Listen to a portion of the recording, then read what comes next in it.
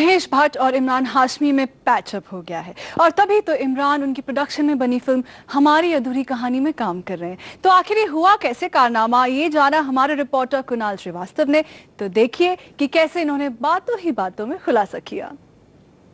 पास आए दूरियां फिर भी कम। तुम्हें हुआ क्या उसे देख के?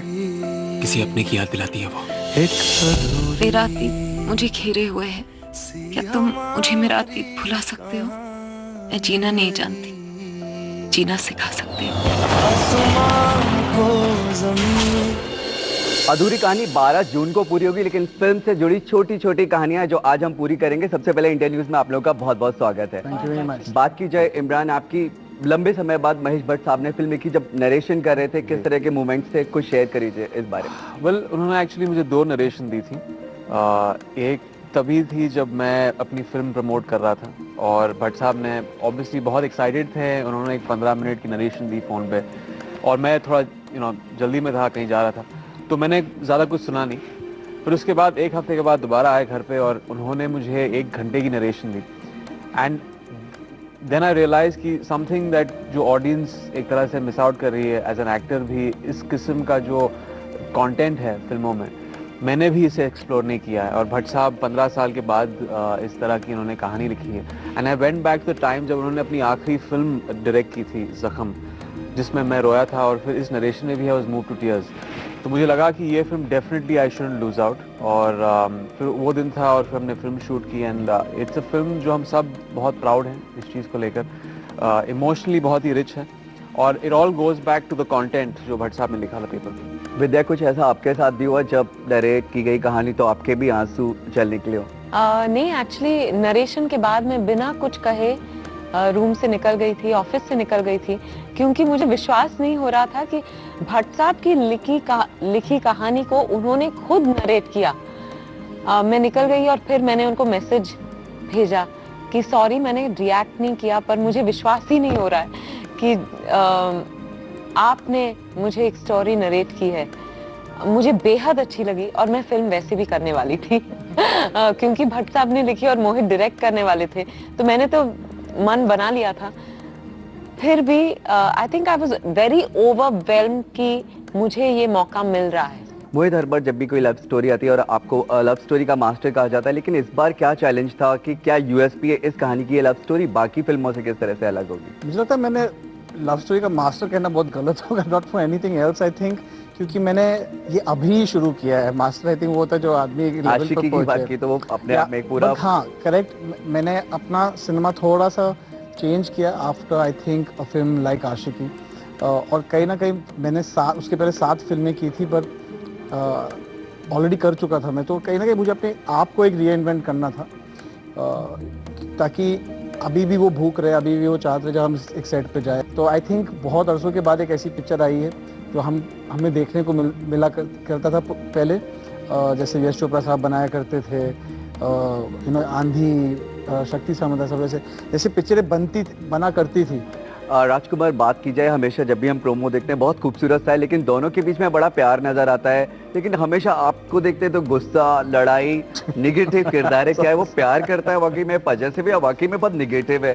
नहीं, वो नेगेटिव नहीं है, वो उसका प्यार करने का तरीका है।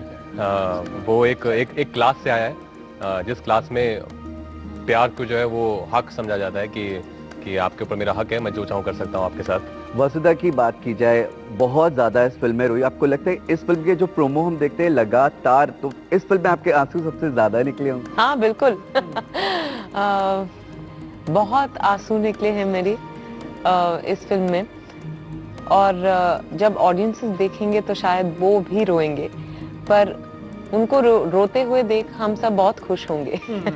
इमरान, जब भी बात आती है आपकी, अब तो वो बात हमेशा जर्नलिस्ट एक सवाल जरूर पूछते हैं, सीरियल के सर वाला, अब वो बात कहीं कम हो गई? आपको लगता है कि अब ये रेशियो लोगों का पूछने का कम हुआ, लेकिन इस फिल्म में कुछ इस तरह की चीजें हैं थोड़ी बहुत अगर हम देखें? मेरे करियर में भी एक बहुत ही इम्पोर्टेंट डिसीजन मुझे लेना था रीइन्वेंशन का, क्योंकि जो भी पिछले 10 सालों से 12 सालों से मैं जिस किस्म का सिनेमा मैंने किया और एक तरह से टैग भी चढ़ा था, उसके बाद एक जो कंसर्न्स थे मेरे फ्रॉम रियल लाइफ, जो इंसिडेंसेस, जो एक तरह से मैच्योरिटी भी आती है, तो आई थिंक वो मैच्योरिटी, वो जो एक तरह से रिस्पॉन्सिबिलिटी रियल लाइफ से मैंने कहीं इस फिल्म में भी इम्बाइब की है, और एक अलग किस्म का परफॉर्मेंस है। तो आई थिंक कहीं पर भी जहाँ तक के राइटिंग का सवाल है, भट्ट साहब ने जिस तरह लिखी है, कोई भी शेड, एक भी शेड मेरे प्रीवियस कैरेक्टर से कहीं मिलता जुलता नहीं है।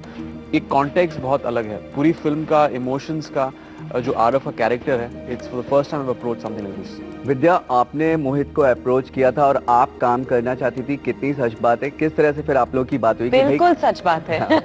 क्योंकि मैं आशिकी 2 देख के निकली थी और वही मोहित खड़े थे प्रीव्यू थिएटर के बाहर। मैंने उनसे कहा कि मैं आपके साथ काम करना चाहती हूँ।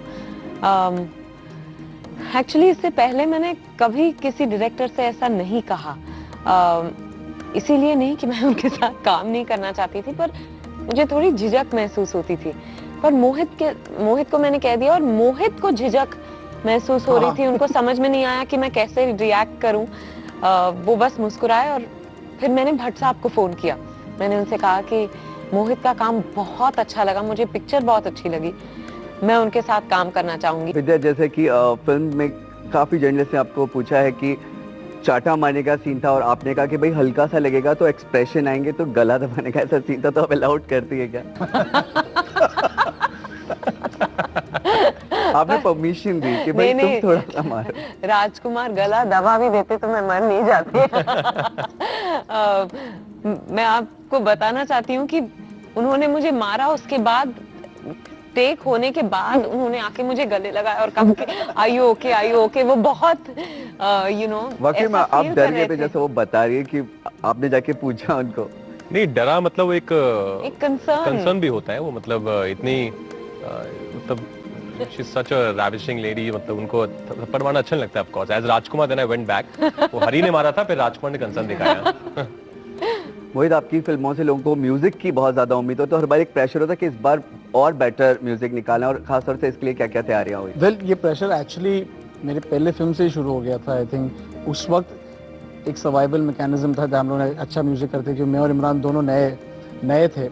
But I think after that मैंने हर फिल्म में अपने ही काम को आउटबीट करने की कोशिश की। इमरान, आपका फेवरेट गाना लास्ट में अगर पूछो तो कौन सा फेवरेट गाना जो आप लोग का इस फिल्म को लेके है सबसे अच्छा लगा? डेफिनेटली टाइटल ट्रैक होगा, जो फिल्म शूट से पहले कंपोज किया गया था, और इसलिए किया था क्योंकि एक तरह से एक सोल जो है फिल्म का, जो एक इमोशन को डिपिक्ट करने के लिए जो गाना है, जो गायकी है, जो लिरिक्स हैं, आई थिंक वो गाना डिपिक्ट करता है। तो जैसा कि सबका कहना है कि इस फिल्म को देखने के बाद एक बार फिर आपका प्यार में विश्वास लौट आएगा, तो आप ये फिल्म जरूर देखें। हमसे बात करने के लिए बहुत बहुत शुक्रिया। जाइएगा।